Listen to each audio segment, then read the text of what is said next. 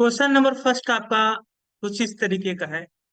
बोल रहा है, give an example of a metal which is क्या a liquid at room temperature. उस मेटल का नाम बताइए जो रूम टेम्परेचर पे क्या हो, लिक्विड हो। दैट इज मरकरी, है ना। मरकरी एक ऐसा मेटल है जो कि रूम टेम्परेचर पे लिक्विड स्टेट में होता है। बाकी सारे मेटल आपके रूम टेम्परेचर पे सॉलिड स्टेट में पाए जाते हैं। Can be easily cut with knife. ऐसे मेटल का नाम बताइए जिसको हम लोग इजिली नाइफ, चाकू के हेल्प से काट सकते हैं। ऐसे मेटल का नाम बताइए। तो दैट इज सोडियम, है ना। सोडियम से ज्यादा सॉफ्ट आपका पोटेशियम है। रुबेडियम, सीजियम, फ्रांसियम, ये सारे जो आपके मेटल हैं ये बहुत ही सॉफ्ट होते हैं। इनको इतना सॉफ्ट होते हैं कि इनको नाइफ के हेल्प से हम लोग काट सकते हैं। Is best conductor of heat. उस मेटल का नाम लिखिए जो कि बेस्ट कंडक्टर हो, किसका? हीट का। तो वो आपका कौन सा मेटल है जो हीट का आपका बेस्ट कंडक्टर होता है? सिल्वर, है ना, silver. Is poor conductor of heat. तो सबसे ज्यादा पुअर कंडक्टर अगर कोई मेटल है आपका, दैट इज लेड। क्या? Lead, PB. फिर explain the meaning of malleable and ductile, है ना। एक्सप्लेन करना है क्या मतलब होता है मेलिएबल का और डक्टाइल का। तो देखो, मेलिएबल क्या होता है? किसी मैटर की वह प्रॉपर्टी जिसके कारण से मैटर को पीटने पर, हैमरिंग करने पे वह छोटे छोटे पीसेज में ब्रेक नहीं होता, बल्कि क्या हो जाता है? फ्लैट हो जाता है और एक थिन शीट का धारण कर लेता है। यानी ऐसा मैटर जिसको पीटने पे वह टूटता नहीं है छोटे छोटे पीसेज में, बल्कि क्या हो जाता है? एक थिन शीट बना लेता है। ऐसे प्रॉपर्टी को हम लोग क्या बोलते हैं? मैटर की ऐसी प्रॉपर्टी को हम बोलते हैं मेलिएबिलिटी, है ना। मेलिएबिलिटी बोलते हैं हम लोग। मैटर की जो प्रॉपर्टी होती है जिसके कारण से मैटर को पीटने पर वह छोटे छोटे पीसेज में ब्रेक नहीं होता, बल्कि वह थिन शीट के रूप में चेंज हो जाता है। ऐसी प्रॉपर्टी को हम लोग क्या बोलते हैं? मेलिएबिलिटी। और वो उस मैटर को बोलते हैं मेलिएबल। डक्टाइल क्या होता है? डक्टिबिलिटी क्या होती है? डक्टिबिलिटी किसी मैटर की वह प्रॉपर्टी होती है जिसके कारण से उस मैटर का हम एक थिन वायर बना सकते हैं। ऐसी प्रॉपर्टी को हम लोग बोलते हैं डक्टिबिलिटी। और उस मैटर को जो ये प्रॉपर्टी शो करता है उसे बोलते हैं डक्टाइल, है ना। तो सबसे ज्यादा अगर आप पूछोगे कि सबसे ज्यादा मोस्ट मेलिएबल मेटल कौन सा है, तो सबसे मोस्ट मेलिएबल मेटल जो होता है आपका, गोल्ड एंड सिल्वर। ये दो मेटल ऐसे हैं जो बहुत ज्यादा क्या होते हैं? मोस्ट मेलिएबल होते हैं। और डक्टाइल सबसे ज्यादा का आपका गोल्ड। गोल्ड सबसे ज्यादा आपका डक्टाइल मेटल है। The tendency of a metal to form very thin sheet by hammering is called malleability. यही बात मैंने किया है अभी जस्ट पहले। Metal are malleable because they can be hammered to form thin film. Gold and silver, gold and silver are among the most malleable metal. Both gold and silver can be hammered into foil much thinner than the thinner paper. The tendency of metal to get drawn into thin wire is called ductility. All metal are ductile but not equally. Some metal are ductile whereas other are ductile, less ductile. Gold, silver, copper are among the most ductile metal. तो यहाँ पे चीजें हम सारी चीजें बात कर चुके हैं कि मेलिएबिलिटी क्या होती है। किसी मेटल की वह प्रॉपर्टी जिसके कारण से मेटल को पीटने पर वह पतले से थिन फिल्म के रूप में चेंज हो जाता है, थिन शीट के रूप में चेंज हो जाता है। मेटल की ऐसी प्रॉपर्टी को लोग हम बोलते हैं मेलिएबिलिटी। और उस मेटल को क्या बोलते हैं हम लोग? Malleable metal. और डक्टाइल क्या होता है? डक्टिबिलिटी किसी मेटल की वह प्रॉपर्टी होती है जिसके कारण से मेटल को हम थिन वायर के रूप में चेंज कर सकते हैं। और उस मेटल को जो ये प्रॉपर्टी शो करता है उसे बोलते हैं हम लोग ductile. Why sodium kept emerge in the kerosene oil. Sodium को हम लोग केरोसिन ऑयल में क्यों रखते हैं? क्योंकि जो सोडियम होता है वह रूम टेम्परेचर पे अगर मॉइस्चर के संपर्क में आता है या एयर के संपर्क में आता है, सोडियम जो होता है वह रूम टेम्परेचर पे मॉइस्चर के संपर्क में आए या एयर के संपर्क में आए, उसके साथ में सोडियम तुरंत क्या कर लेता है, क्विकली क्या कर लेता है, रिएक्ट कर लेता है, और वैग्रेसली रिएक्ट करता है, बहुत तेजी से रिएक्ट करता है, वैग्रेसली रिएक्ट करता है ना। इसी कारण से, और वैग्रेसली रिएक्ट करने के कारण से आग पकड़ लेता है, क्या पकड़ लेता है, कैच फायर, आग पकड़ लेता है ना। इसीलिए हम लोग सोडियम को कहाँ पे रखते हैं, सोडियम को हम लोग डुबो के रखते हैं केरोसिन ऑयल में,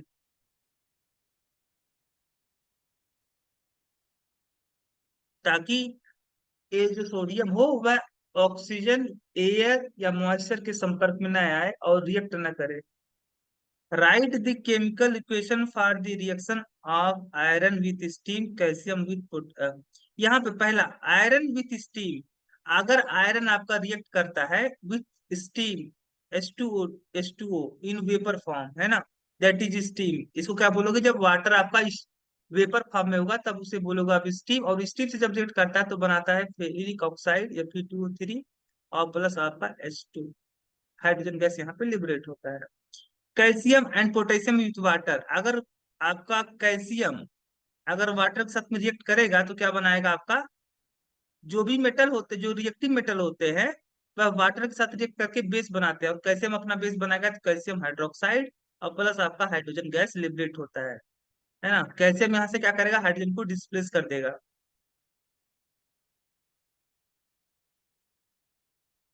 है ना।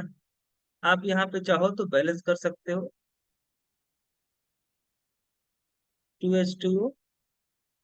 और इसी तरीके से पोटेशियम अगर आपका रिएक्ट करेगा वाटर के साथ में तो ये भी अपना बेस बनाएगा, और सोडियम, पोटेशियम का बेस होता है पोटेशियम हाइड्रोक्साइड प्लस H2, यहाँ पे आप बैलेंस कर सकते हो इस तरीके से।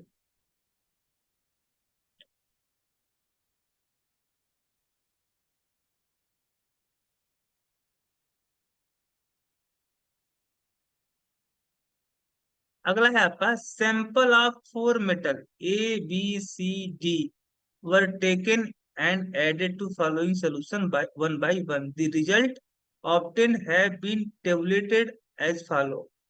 चार सैंपल लिए गए, है ना, सैंपल ऑफ फोर मेटल, चार मेटल लिए गए A B C and D, है ना, चार सैंपल लिए गए मेटल के, जिसका नाम है A B C D, in our taken and added to following solution, है ना, the result obtain have been tabulated as follow. जब ए को ऐड किया गया कहाँ पे, आयरन सल्फेट में, तो कोई रिएक्शन नहीं हुआ। कॉपर सल्फेट में ऐड किया गया तो कॉपर सल्फेट में डिस्प्लेसमेंट रिएक्शन शो हुआ। और जिंक के बारे में और सिल्वर नाइट्रेट के बारे में कुछ भी नहीं बोल रहा है। अगर ए आपका जो ए मेटल है, अगर ये आयरन को डिस्प्लेस, देखो, अगर यहाँ पे ए मेटल को आयरन सल्फेट, फेरस सल्फेट के सलूशन में अगर ऐड करने पे मेटल ए को कुछ भी नहीं होता है, यानी ए की जो ए जो है वह आयरन को डिस्प्लेस नहीं कर पा रहा है, और आयरन को डिस्प्लेस नहीं करने का मतलब हुआ कि ए जो है वह लेस रिएक्टिव है इन कंपेयर टू आयरन, है ना, ये बात कंफर्म हो गया।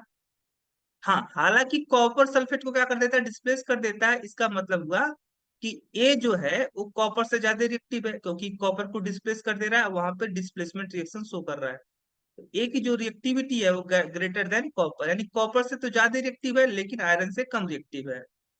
बी जो मेटल है आपका, वो आयरन को डिस्प्लेस कर दे रहा है और डिस्प्लेसमेंट रिएक्शन शो कर रहा है, इसका मतलब जो बी है वो ज्यादा रिएक्टिव है इन कंपेयर टू आयरन, है ना। और यहाँ पे तो कुछ भी नहीं दिया है इसके बारे में, कोई बात नहीं। जिंक सल्फेट को बी जो है मेटल, वह जिंक सल्फेट जो बी है वह जिंक सल्फेट के सोल्यूशन में ऐड करने पे कुछ भी नहीं कर रहा है, कुछ कोई रिएक्शन नहीं हो रहा है, इसका मतलब हुआ कि जो बी है वह जिंक को डिस्प्लेस नहीं कर पा रहा है, यानी जो बी है वह लेस रिएक्टिव है इन कंपेयर टू जिंक, है ना। और सी जो है वो आयरन सल्फेट को डिस्प्लेस नहीं कर पा रहा है, कॉपर सल्फेट को भी नहीं डिस्प्लेस कर पा रहा है, इसको भी नहीं कर पा रहा है, सिल्वर नाइट्रेट को कर दे रहा है, यानी इसका मतलब वो जो सी है वह मोर रिएक्टिव है इन कंपेयर टू सिल्वर, है ना, सिल्वर। और जो सी है वह आपका लेस रिएक्टिव है आयरन से भी, आयरन से भी, कॉपर से भी, और आपका जिंक से भी, क्योंकि सी जो है इन तीनों के सोल्यूशन से डिस्प्लेस नहीं कर पा रहा है आयन को। और जो डी है किसी से रिएक्शन नहीं कर रहा है, किसी को डिस्प्लेस ही नहीं कर पा रहा है, यानी डी क्या होगा, लीस्ट रिएक्टिव। सबसे कम रिएक्टिव कौन होगा, डी। तो डी जो है होगा आपका सबसे कम रिएक्टिव, क्या होगा, डी सबसे कम। उसके बाद आप देखोगे, देखो उसके बाद कौन रिएक्टिव होगा आपका, जो सी था वो केवल सिल्वर को कर रहा है ना, जिंक को भी नहीं कर रहा है, कॉपर को भी नहीं कर रहा है, यानी कॉपर से कम रिएक्टिव है ना, आयरन को भी नहीं कर पा रहा है। इसका मतलब हुआ कि डी के बाद में अगर किसी का नंबर आएगा तो किसका आएगा भाई, देखो सिल्वर, सिल्वर देखोगे तो आपका रिएक्टिविटी सीरीज में हाइड्रोजन से नीचे कौन है, सिल्वर, है ना। तो इसका मतलब हुआ कि आपका जो सी होगा वह डी से तो ज्यादा रिएक्टिव होगा, क्यों, क्योंकि भाई आपका जो डी था वो सिल्वर को भी नहीं डिस्प्लेस कर पा रहा था, जबकि सी तो कल, सी भले ही बाकी सबको ना कर पा रहा है वो, लेकिन सिल्वर को तो कल कर ले रहा है डिस्प्लेस, यानी सी मोर रिएक्टिव है ना। अब अगर आप देखोगे ए एंड बी में कौन ज्यादा रिएक्टिव होगा, तो ए जो है मोस्ट रिएक्टिव मेटल, है ना, जो बी है वह आपका बी जो है आयरन सल्फेट को डिस्प्लेस कर दे रहा है, कॉपर को तो कुछ बात ही नहीं किया है, और जिंक सल्फेट को नहीं डिस्प्लेस कर पा रहा है ना। अच्छा, ए जो था आपका आयरन से कम रिएक्टिव रिएक्टिव था, बट कॉपर से क्या जाता था, ज्यादा रिएक्टिव था ना। और बी जो था वो आयरन से क्या है, ज्यादा रिएक्टिव है। देखो ए जो है वो आयरन से कम रिएक्टिव है, लेकिन बी जो है आयरन से ज्यादा रिएक्टिव है, यानी ओवरऑल आपका जो बी होगा ज्यादा रिएक्टिव होगा इन कंपेयर टू ए। तो this is your order of reactivity of different metal, है ना। Which is most reactive metal, B.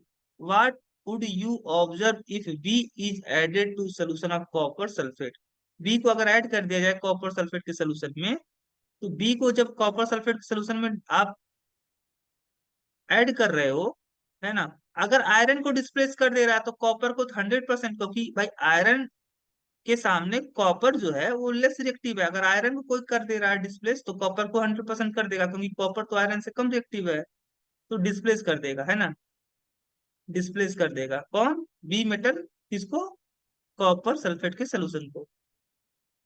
अच्छा, अरेंज दी मेटल, ये सारा हो गया, पर रिएक्टिविटी का जो अरेंजमेंट अरेंज करना था डिक्रीजिंग ऑर्डर में रिएक्टिविटी का, वो हो गया।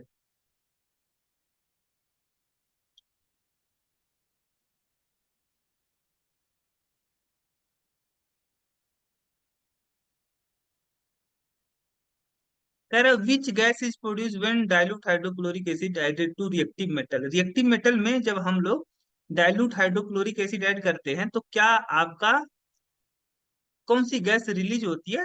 तो हम जानते हैं कि कोई भी आपका रिएक्टिव मेटल जब आपका डाइल्यूट, जो आपके रिएक्टिव मेटल होते हैं वह डाइल्यूट एसिड के साथ में रिएक्ट करके हाइड्रोजन गैस प्रोड्यूस करते हैं, सो आपका जो रिएक्टिव मेटल होगा वह डाइल्यूट हाइड्रोक्लोरिक एसिड के साथ में रिएक्ट करके हाइड्रोजन गैस प्रोड्यूस करेगा। Right the chemical equation when iron react with dilute sulphuric acid, तो आयरन जब रिएक्ट करेगा डाइल्यूट सल्फ्यूरिक एसिड के साथ में तो क्या होगा आपका, देखो ओ मेटल जो रिएक्टिविटी सीरीज में हाइड्रोजन से ऊपर है, वो मेटल क्या करते हैं आपके डाइल्यूट एसिड के साथ में रिएक्ट करके हाइड्रोजन गैस प्रोड्यूस करते हैं, सो आयरन तो आपका ऊपर है, जो आयरन का पोजीशन है रिएक्टिविटी सीरीज में वह क्या है, हाइड्रोजन से ऊपर है। तो इस कारण से आयरन यहाँ से डाइल्यूट एसिड के साथ में रिएक्ट करके हाइड्रोजन गैस प्रोड्यूस करेगा, तो बनाएगा ferrous sulphate plus H2। What would you observe when zinc is added to sod? Zinc is added to solution of iron sulfate। अगर जिंक को हम ऐड कर दे कहाँ पे, आयरन सल्फेट के सोल्यूशन में, तो क्या होगा, तो आयरन जो सल्फेट का एक बार सोल्यूशन होता है वह ग्रीन कलर का होता है ना, जिंक यहाँ पे मोर रिएक्टिव है इन कम्पेयर टू आयरन, तो यहाँ पे आयरन को भगा देगा और बना लेगा जिंक सल्फेट प्लस आयरन अलग हो जाएगा आपका। और ये जो सोल्यूशन होगा इसका जो आपका सोल्यूशन होगा वो क्या होगा, कलरलेस। सो जो ग्रीन कलर का जो आपका सोल्यूशन होगा वह धीरे धीरे फेड होने लगेगा, फेड होने का मतलब आपका हल्का होने लगेगा, है ना, हल्का हल्का होने लगेगा, रंग धीरे धीरे उड़ने लगेगा, मतलब डिसअपियर होने लगेगा, और धीरे धीरे एक समय आएगा कि वह जो पूरा ग्रीन कलर का सोल्यूशन था वो आपका डिसअपियर हो जाएगा। Right the electron draft structure for sodium oxygen and magnesium. Electron dot structure लिखना है सोडियम का, तो सोडियम का इलेक्ट्रॉनिक कॉन्फ़िगरेशन 281। तो जब इलेक्ट्रॉन डॉट स्ट्रक्चर की बात करें, तो हम लोग क्या करते हैं, जो एटम होता है ना, एटम के वैलेंस शेल में जितने इलेक्ट्रॉन होते हैं उस इलेक्ट्रॉन को हम लोग रिप्रेजेंट करते हैं एटम के सिंबल के ऊपर। एटम का सिंबल आपका सोडियम है ना, एलिमेंट का सिंबल क्या है, सोडियम, और सोडियम के वैलेंस शेल में कितने इलेक्ट्रॉन, 1 इलेक्ट्रॉन। अब इस 1 इलेक्ट्रॉन को मुझे रिप्रेजेंट करना है इसके सिंबल के ऊपर, तो मैं एक इलेक्ट्रॉन को यहाँ पे ऐसे एक डॉट से रिप्रेजेंट कर दूंगा। ऐसे अगर आप बात करोगे ऑक्सीजन, तो ऑक्सीजन के वैलेंस शेल में कितना इलेक्ट्रॉन होता है, 2,4 4 होता है, तो यहाँ पे मैं, सॉरी, 2,6 होता है, तो 6 इलेक्ट्रॉन होता है, तो यहाँ पे मैं इस वैलेंस इलेक्ट्रॉन को मैं यहाँ पे इसके सिंबल के ऊपर इस तरीके से 6 डॉट लगा करके, एक डॉट जो है एक इलेक्ट्रॉन को रिप्रेजेंट कर रहा है, और वैलेंस इलेक्ट्रॉन को हम लोग लिखते हैं सिंबल के ऊपर। और यहाँ पे मैग्नीशियम, मैग्नीशियम का आपका जो एटॉमिक नंबर है 12 है, 282। और मैग्नीशियम का जो आपका सिंबल होगा उसके ऊपर हम लोग दो क्या लिख देंगे, 2 इलेक्ट्रॉन लिख देंगे, यहाँ पे रिप्रेजेंट कर देंगे, that is electron dot structure of magnesium,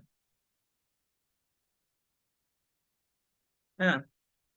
show the formation of sodium oxide magnesium oxide by transfer of electron. मुझे दिखाना है कि कैसे सोडियम ऑक्साइड बनता है और कैसे मैग्नीशियम ऑक्साइड बनता है। तो अगर मैं देखूं, सोडियम ऑक्साइड में देखोगे तो यहाँ पे 2 सोडियम एटम है ना, 2 सोडियम एटम, और एक क्या है आपका ऑक्सीजन एटम है। एक सोडियम एटम का इलेक्ट्रॉन देखो, एक सोडियम इलेक्ट्रॉन का डॉट स्ट्रक्चर ये यहाँ पे इस तरीके से है ना। एक ऑक्सीजन है यहाँ पे, तो यहाँ पे ऑक्सीजन को मैं बीच में लिख दे रहा हूँ, यहाँ पे सोडियम है ना। तो ऑक्सीजन के वैलेंस शेल में कितने इलेक्ट्रॉन, 6 इलेक्ट्रॉन। इसके वैलेंस शेल में कितने इलेक्ट्रॉन, एक इलेक्ट्रॉन, एक इलेक्ट्रॉन। तो सोडियम क्या चाहेगा कि नोबेल गैस जैसा बनना चाहेगा, सोडियम नोबेल, हर एक एलिमेंट की इच्छा होती है कि वह अपने नियरेस्ट नोबेल गैस जैसा बनना चाहता है। तो अपने नो नो देखो ऑक्टेट रूल क्या होता है, तो ऑक्टेट रूल कहता है कि every element want to achieve 8 electron in its valence shell. हर एक एलिमेंट क्या चाहता है, अपने वैलेंस शेल में 8 इलेक्ट्रॉन रखना चाहता है, क्योंकि जो नोबेल गैस होते हैं, नोबेल गैस के वैलेंस शेल में कितने इलेक्ट्रॉन होते हैं, 8 इलेक्ट्रॉन होते हैं। और जो नोबेल गैस होते हैं वो क्या होते हैं आपके, नोबेल जो गैस होते हैं वह अनरिएक्टिव होते हैं। अनरिएक्टिव का मतलब वो किसी से रिएक्ट नहीं करते हैं, है ना, स्टेबल होते हैं, क्या होते हैं, स्टेबल होते हैं। इसीलिए इन्हीं जैसा बनने के लिए बाकी अदर जो एलिमेंट है वो भी इन्हीं जैसा बनना चाहते हैं, यानी अपने वैलेंस शेल में 8 इलेक्ट्रॉन रखना चाहते हैं। अब 8 इलेक्ट्रॉन रखने के लिए इनको क्या करना पड़ेगा, यहाँ पे एक इलेक्ट्रॉन को लॉस करना पड़ेगा। इसीलिए सोडियम की चाहत होगी कि किसी तरीके से मैं अपना एक इलेक्ट्रॉन बाहर निकाल दूं, तो सोडियम एक इलेक्ट्रॉन इसको देगा यहाँ पे। ऑक्सीजन ऑक्सीजन भी अपना ऑक्टेट कंप्लीट करना चाहेगा, इसका इलेक्ट्रॉनिक कॉन्फ़िगरेशन 2,6 होता है। तो इसके वैलेंस शेल में अगर 2 इलेक्ट्रॉन को अगर दे दे, इसे बाहर से अगर कोई 2 इलेक्ट्रॉन इसे दे दे, तो इसके वैलेंस शेल में 8 इलेक्ट्रॉन कंप्लीट हो जाएगा, है ना। और 8 इलेक्ट्रॉन अगर कंप्लीट हो जाएगा तो क्या होगा आपका, ये नोबेल गैस जैसा बन जाएगा। कौन सा, किसके जैसा, नियान जैसा। इसके पास टोटल कितने इलेक्ट्रॉन हो जाएंगे, 10 इलेक्ट्रॉन, और इसके वैलेंस शेल में 8 इलेक्ट्रॉन कंप्लीट हो जाए। तो ये 2 इलेक्ट्रॉन चाहता है, तो एक इलेक्ट्रॉन ये देगा, और ये वाला सोडियम एटम, और दूसरा जो सोडियम एटम होगा वह अपना एक इलेक्ट्रॉन देगा। इस तरीके से यहाँ पे सोडियम पे पॉजिटिव चार्ज आएगा, क्योंकि इसके पास इसने एक इलेक्ट्रॉन दिया है, सो सोडियम के ऊपर कितना पॉजिटिव चार्ज आएगा, 1 पॉजिटिव चार्ज। ऑक्सीजन 2 इलेक्ट्रॉन लिया है, तो यहाँ पे 2 निगेटिव चार्ज। इस वाले सोडियम ने एक इलेक्ट्रॉन दिया, तो यहाँ पे 1 पॉजिटिव चार्ज। यहाँ पे आपका एक फोर्स ऑफ अट्रैक्शन वर्क करेगा बिटवीन सोडियम एंड ऑक्सीजन, है ना। तो this is your sodium oxide. इसी तरीके से मैग्नीशियम को देखोगे, तो मैग्नीशियम का इलेक्ट्रॉनिक कॉन्फ़िगरेशन 282, या ऑक्टेट जैसा कंप्लीट, ऑक्टेट ऑक्टेट रूल के हिसाब से, या अपने वैलेंस शेल में 8 इलेक्ट्रॉन कंप्लीट करने के लिए, अपने वैलेंस शेल में 8 इलेक्ट्रॉन, अपने वैलेंस शेल में 8 इलेक्ट्रॉन रखने के लिए 2 इलेक्ट्रॉन लॉस करेगा। और जब 2 इलेक्ट्रॉन लॉस करेगा, इसका ए है इलेक्ट्रॉन डॉट स्ट्रक्चर, इसके वैलेंस शेल में 2 इलेक्ट्रॉन था, तो मैंने यहाँ पे रिप्रेजेंट कर दिया। ऐसे यहाँ पे एक ऑक्सीजन होगा, क्योंकि फार्मूला में क्या था, MgO, एक ऑक्सीजन एटम, एक मैग्नीशियम एटम। और ऑक्सीजन को जो वैलेंस शेल है इसके वैलेंस शेल में 6 इलेक्ट्रॉन होगा, है ना। और एक इलेक्ट्रॉन ये आपका देगा, दूसरा भी इलेक्ट्रॉन ये देगा मैग्नीशियम। तो मैग्नीशियम 2 इलेक्ट्रॉन देने की वजह से मैग्नीशियम पे 2 पॉजिटिव चार्ज आएगा, और ऑक्सीजन 2 इलेक्ट्रॉन लेने की वजह से इस पे 2 नेगेटिव चार्ज आएगा। और इस पॉजिटिव चार्ज और इस नेगेटिव चार्ज के बीच में क्या होगा, अट्रैक्शन होगा, और ये आपका बनेगा ionic compound magnesium oxide. What are the ion present in this compound? In compound में कौन कौन से आयन प्रेजेंट है? इसमें आप देखोगे सोडियम आयन प्रेजेंट है और ऑक्साइड आयन। यहाँ पे मैग्नीशियम आयन प्रेजेंट है और ऑक्साइड आयन।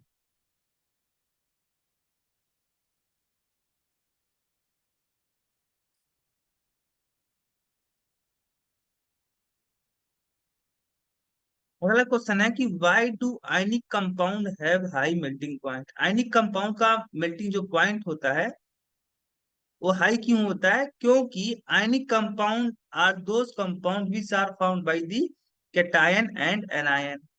आयनिक कंपाउंड ऐसे कंपाउंड होते हैं जो कैटायन और एनायन से मिलकर बने होते हैं। कैटायन का मतलब positively charge particle, positive charge particle, और एनायन का मतलब आपका निगेटिव चार्ज पार्टिकल, है ना। ऐसा कंपाउंड जो आपका कैटायन और एनायन से मिलके बना होता है, ऐसे कंपाउंड को हम लोग बोलते हैं आयनिक कंपाउंड। और जो आयनिक कंपाउंड होते हैं, आयनिक कंपाउंड किस टाइप का बॉन्ड आपका वर्क करता है? कौन सा बॉन्ड होता है आयनिक कंपाउंड में? तो आयनिक कंपाउंड में आयनिक बॉन्ड होता है। आयनिक बॉन्ड आपका जो होता है कैसे बनता है? तो ये जो आयनिक बॉन्ड होता है ये कंप्लीट ट्रांसफर ऑफ इलेक्ट्रॉन की वजह से बनता है। और जो आयनिक बॉन्ड होता है वह इलेक्ट्रोस्टैटिक नेचर का होता है। क्या होता है? इलेक्ट्रोस्टैटिक्स नेचर का होता है। इलेक्ट्रोस्टैटिक्स नेचर होने का मतलब ये हुआ कि आपका ये यहाँ पे जो आयन कैटायन और एनायन के बीच में जो फोर्स ऑफ अट्रैक्शन लगेगा वो कूलाम फोर्स लगेगा। कौन सा फोर्स? Coulomb force. और कूलाम फोर्स क्या होता है? आपका स्ट्रॉन्ग फोर्स होता है। इसी कारण से due to and why do ionic compound have high melting point? Due to ionic compound are formed by the cation and anion, and the force acting between the cation and anion are electrostatic force which are stronger force, so melting point will be high. Define the following term: minerals, ores and gangue. Minerals ऐसे natural occurring substance होते हैं जो metal रखते हैं with some impurity. Those natural occurring substance which contain metal with some impurity. Ores क्या होते हैं? तो ऐसे मिनरल्स होते हैं जिनसे मेटल ऑब्टेन करना आसान होता है और इकोनॉमिकली क्या होता है, चीप होता है। गैंग क्या होते हैं? तो those species, those unwanted impurity which are present with minerals in earth crust are called gangue. जैसे आपके सैंड हो गए, है ना, क्ले हो गया, माइका हो गया, ये सारे ईटीसी, ये सारे क्या है? आपके गैंग है। मिनरल्स क्या होते हैं? तो मिनरल्स ऐसे नेचुरल अकरिंग सब प्रकृति में पाए जाने वाले ऐसे सबस्टांस होते हैं जिनके अंदर मेटल पाया जाता है, और अ, उसमें सब कुछ इम्प्योरिटी भी क्या होता है, मिक्स होता है। मिनरल्स क्या होते हैं? ऐसे प्राकृतिक सबस्टांस होते हैं जिनके अंदर मेटल पाया जाता है ना। और जो मिनरल्स होते हैं वह अर्थ के क्रस्ट में पाए जाते हैं। और जबकि ओर्स क्या होता है? तो ऐसे मिनरल्स होते हैं जिनसे मेटल को ऑब्टेन करना आसान होता है और इकोनॉमिकली क्या होता है, चीप होता है। और गैंग क्या होते हैं? तो कुछ अनवांटेड इम्प्योरिटी मिनरल्स के साथ में प्रेजेंट होते हैं अर्थ के क्रस्ट में, है ना। इन अनवांटेड इम्प्योरिटी को हम लोग क्या बोलते हैं? सैंड, क्ले, माइका, ये सब बोलते हैं, है ना, ईटीसी। इसका मतलब हुआ, देखो मिनरल्स क्या होते हैं? तो मिनरल्स ऐसे नेचुरल अकरिंग सबस्टांस थे, ऐसे प्राकृतिक सबस्टांस थे जिनके अंदर क्या पाया जाता था, मेटल। जो क्या रखता था? मेटल रखता था।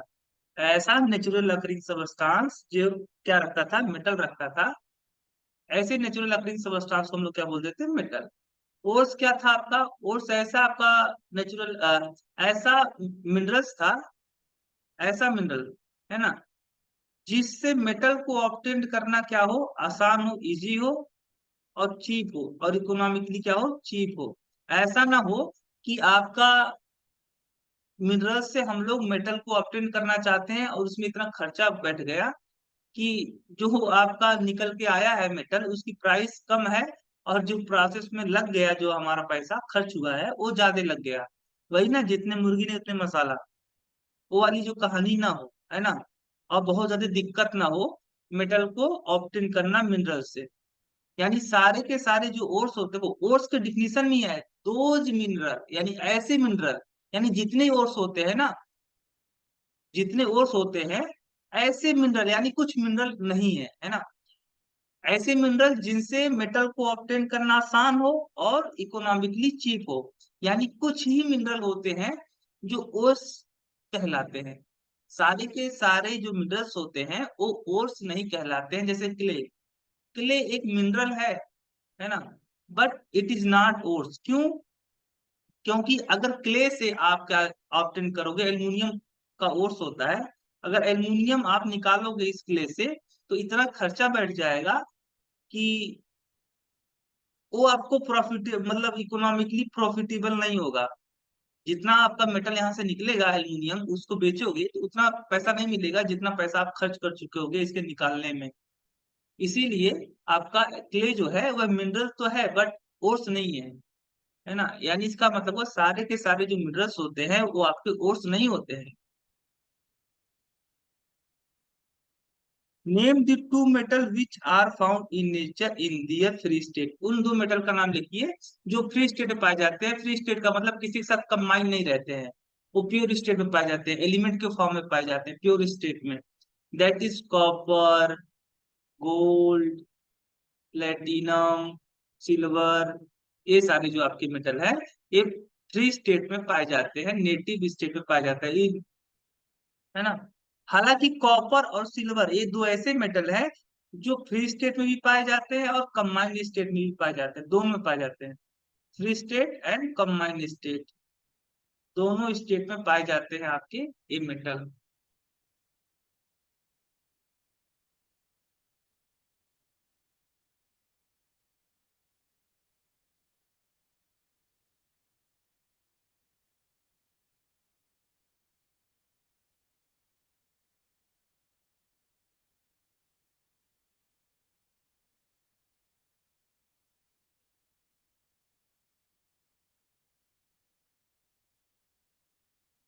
अगला है, what chemical process is used for obtaining metal from oxide.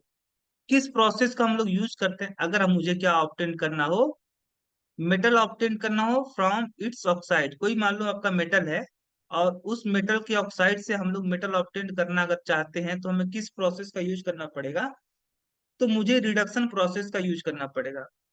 क्या यूज करना पड़ेगा? Reduction process. रिडक्शन प्रोसेस में क्या होता है आपका,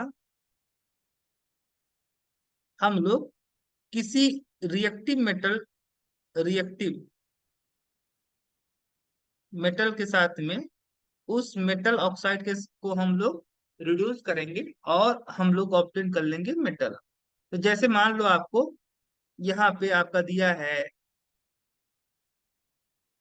ना। मोस्टली जो आपका होता है, जैसे जिंक ऑक्साइड जो है आपका एक मेटल ऑक्साइड है। अब इस मेटल ऑक्साइड से आप जिंक को अगर ऑब्टेन करना चाहते हो तो आप इसको क्या कराना पड़ेगा, इसका रिडक्शन। और रिडक्शन करवाने के लिए हम लोग इसका रिडक्शन करवाने के लिए कार्बन यूज करते हैं, कार्बन कोक। क्या यूज करते हैं? कोक। कोक क्या करता है यहाँ पे, जिंक ऑक्साइड को रिड्यूस कर देता है इनटू जिंक। और ये आपका ऑक्सीजन इसके साथ चला जाएगा, कार्बन मोनोऑक्साइड यहाँ पे। जिंक आपका ऑब्टेन हो गया, ये आपका गैस था, ये आपका रिलीज हो जाएगा, है ना। या इसी तरीके से अगर आप फेरिक ऑक्साइड है, अब इससे आप अगर आयरन ऑब्टेन करना चाहते हो तो यहाँ पे हम लोग इसको रिएक्ट करवाते हैं विथ एल्युमिनियम। एल्युमिनियम क्या करता है, चूंकि ज्यादा रिएक्टिव होता है aluminium in compare to iron, तो आयरन को क्या कर देगा, यहाँ से डिस्प्लेस कर देगा, भगा देगा, और अपने बना लेगा एल्युमिनियम ऑक्साइड। और आयरन आपका अलग हो जाएगा। यहाँ पे आयरन क्या हुआ आपको, ये जो फेरिक ऑक्साइड था वो रिड्यूस हो गया इनटू आयरन, और आयरन जो था आपका वो प्योर स्टेट में ऑब्टेन्ड हो गया। कार्बन रिडक्शन प्रोसेस का, जब आपका carbon as a reducing agent की तरह वर्क करेगा तो हम लोग बोलेंगे कार्बन रिडक्शन प्रोसेस। और जब मेटल आपका कोई मेटल रिड्यूसिंग एजेंट की तरह काम करेगा तो हम लोग बोलेंगे मेटल रिड्यूसिंग प्रोसेस या रिडक्शन प्रोसेस। ये जो आपका रिएक्शन है, इस रिएक्शन का नाम है थर्माइट रिएक्शन। थर्माइट रिएक्शन में हम क्या करते हैं, थर्माइट रिएक्शन में जो आपके हाई मेल्टिंग पॉइंट वाले मेटल है ना, high melting point, high melting point वाले जो मेटल, जैसे कि आपका क्रोमियम हो गया, मैग्नीज हो गया, आयरन हो गया, ये जो आपके हाई मेल्टिंग पॉइंट वाले जो मेटल हैं, ऐसे मेटल जिनका मेल्टिंग पॉइंट हाई होता है, इनके ऑक्साइड से अगर मुझे मेटल ऑब्टेन करना हो, अगर ये अपने ऑक्साइड के फॉर्म में है और इनको हम मेटल के रूप में चेंज करना चाहते हैं, मेटल या इनके, मान लो ये आपके हाई रिएक्टिव मेटल है, आज हाई मेल्टिंग पॉइंट मेटल है, इनके जो ऑक्साइड होंगे, इनकी के ऑक्साइड से हम इनके मेटल को ऑब्टेन अगर करना चाहते हैं, तो हम यहाँ पे जो रिड्यूसिंग एजेंट रिड्यूसिंग एजेंट के तौर पे जो हम काम में लाएंगे, वो होगा हमारा एल्युमिनियम। एल्युमिनियम पाउडर को हम लोग मिक्स करेंगे with these metal oxide and heat, और क्या करेंगे, हीट करेंगे, हीट करने पे आपका रिएक्शन होगा जिसमें आपका एल्युमिनियम रिड्यूस कर देगा इन मेटल को, और एक आपका लार्ज अमाउंट ऑफ हीट निकलेगा। इस हीट का यूज हम लोग करते हैं बिल्डिंग में, क्या इसमें, वेल्डिंग में, वेल्डिंग में यूज करते हैं। ये बहुत ज्यादा, ये large amount of, huge amount of heat क्या होता है, रिलीज होता है, यहाँ पे हीट भी करना पड़ता है।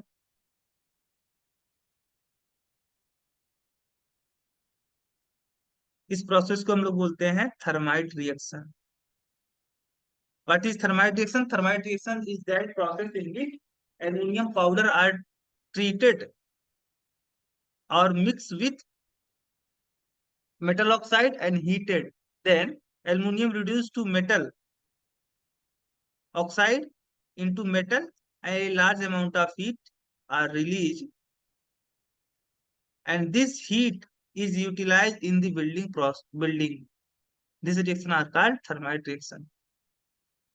Metallic oxide of zinc, magnesium and copper are heated with following metal, in which case will you find displacement reaction taking place? हम लोग क्या करते हैं, मेटेलिक ऑक्साइड ऑफ जिंक, है ना, मेटेलिक ऑक्साइड ऑफ जिंक मतलब हुआ आपका मेटेलिक ऑक्साइड ऑफ जिंक, यानी जो जिंक मेटल है इसका ऑक्साइड, या मैग्नीशियम का ऑक्साइड, या कॉपर का ऑक्साइड, है ना। अब देखो, यहाँ पे कह रहा है कि with the following metal, metallic oxide of zinc, magnesium and copper are heated with following metal, किन मेटल के साथ में, in which case will you find displacement reaction. यहाँ पे मेटल आपका है, यहाँ पे जिंक है, यहाँ पे मैग्नीशियम है, यहाँ पे कॉपर है ना। अब यहाँ पे देखने वाली बात है,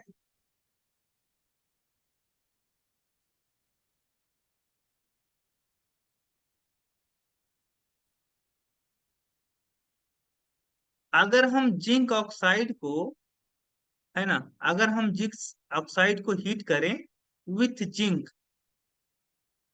जिंक ऑक्साइड को अगर हम जिंक के साथ में अगर हीट करें, तो क्या कोई क्या कोई आपका डिस्प्लेसमेंट रिएक्शन होगा? अगर हम जिंक ऑक्साइड को जिंक के साथ में हीट करें, तो क्या कोई डिस्प्लेसमेंट रिएक्शन होगा? जिंक जिंक को डिस्प्लेस थोड़ी करेगा, तो यहाँ पे कुछ भी नहीं होगा। मैग्नीशियम अगर हम हीट करें मैग्नीशियम को विथ जिंक ऑक्साइड, तो क्या आपका रिएक्शन, क्या डिस्प्लेसमेंट रिएक्शन होगा यहाँ पे? यस, क्यों? क्योंकि magnesium is more reactive in compare to zinc, तो जिंक को डिस्प्लेस कर देगा मैग्नीशियम, और यहाँ पे बना लेगा मैग्नीशियम ऑक्साइड, और जिंक क्या हो जाएगा, अलग हो जाएगा, तो ये आपका रिएक्शन होगा। और अगर जिंक ऑक्साइड को कॉपर के साथ, तो भाई अगर जिंक ऑक्साइड को कॉपर के साथ हीट करोगे, तो कॉपर तो आपका लेस रिएक्टिव है इन कंपेयर टू जिंक, तो कॉपर की हिम्मत नहीं है कि जिंक को डिस्प्लेस कर देते, नो रिएक्शन, है ना। मैग्नीशियम ऑक्साइड को अगर हम जिंक के साथ में हीट करें, तो कौन रिएक्टिव है, मैग्नीशियम की zinc, magnesium is more reactive, तो जिंक की इतनी हिम्मत नहीं है कि मैग्नीशियम को क्या कर दे, डिस्प्लेस कर दे, तो no displacement reaction. Magnesium oxide को मैग्नीशियम के साथ में अगर आप हीट करते हो, तो कुछ भी नहीं होगा। अब कॉपर को करोगे तो भी, कॉपर कॉपर तो और ज्यादा कम रिएक्टिव है इन compare to magnesium. Copper oxide को अगर हम जिंक के साथ हीट करें, तो जिंक डिस्प्लेस कर देगा कॉपर को, है ना।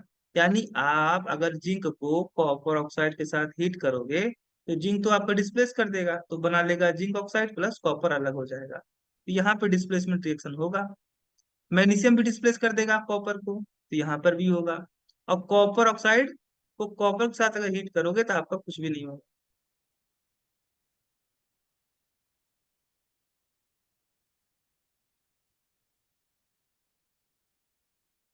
Which metal do not corrode easily?